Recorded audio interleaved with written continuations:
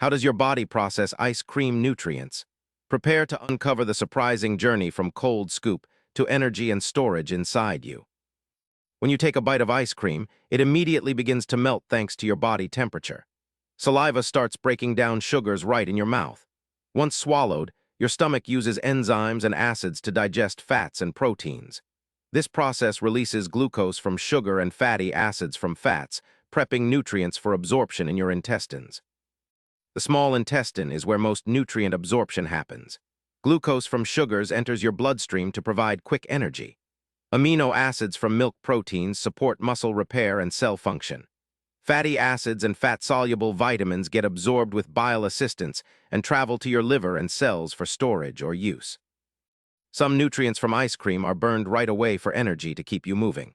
Excess sugars can transform into glycogen stored in muscles or liver. Extra fats often become stored body fat. This balance depends on your activity level and metabolism, meaning ice cream can be both an energy boost or a storage trigger.